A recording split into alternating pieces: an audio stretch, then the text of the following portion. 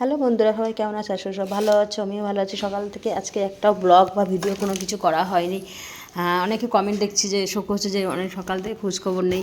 হ্যাঁ, অবশ্যই আজকে সকাল থেকে এতটাই মনটা খারাপ আর শরীরটা একদম ভালো লাগছে না, তার জন্য ভিডিও বানানো হয়নি। সকালবেলা উঠে ওই মোবাইলটা সেট করে দিলাম, একটু ভাবলাম ঘরের কাজ করছি, সেই সময় এডিটিং করতে আর ইচ্ছা করেনি বলে আর ভিডিও ছাড়ি না। তারপরে ভাবছিলাম যে অফিসে আজ সানডে অফিসে যেতেই হবে আমাদের।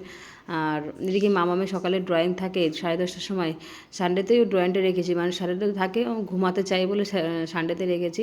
আর এদিকে আমি সকালবেলা উঠেই স্নান করে আগে তারপর গোপালটা দেওয়ার পরে তারপরে এসে মামামকে তুলে ওকে ওয়াশরুমে পাঠিয়ে তারপরে এসে বিছানা পরিষ্কার করতে, কারণ ওদিকে ভাত বসানো হয়ে গেছে। এতটাই খারাপ লাগছে মনটা, আছে মাইন্ড একদম ডিস্টার্ব। আর কি জানো তো, কিছু নিজের মানুষ থাকে তাদের কাছ থেকে কিছু কথা আঘাত পাওয়া যায়। এই জন্য ভাবি যত মানুষের সাথে কথা কম বলবো ভালোই থাকি, এখন তাই মনে করি। কিন্তু সোশ্যাল মিডিয়া থেকে অনেক মানুষের ভালোবাসা পেয়েছি। আর সবাইকে ধন্যবাদ এতটা সাপোর্ট করার জন্য, এতটা দূর আনার জন্য। আর সত্যি বলছি যে নিজের যারা নিজের বলে, আমি মনে করি তাই নিজের কোনো সময় হয় না।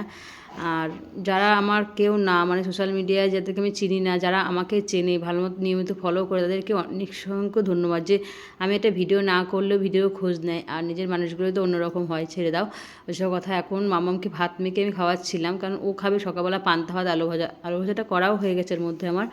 আর এদিকে মামামকে মেখে দুগাল খাবে, ওকে বললাম তুই একটু খা, তোর মাথায় আমি তেল দিই, কারণ ও যখন ড্রয়িংয়ে যাবে 3 ঘন্টা তেল দিলে মাথাটা বেশ ভালো থাকবে। ওই জন্য আমি তেলটা দেখো মাখাচ্ছি ওকে আমি।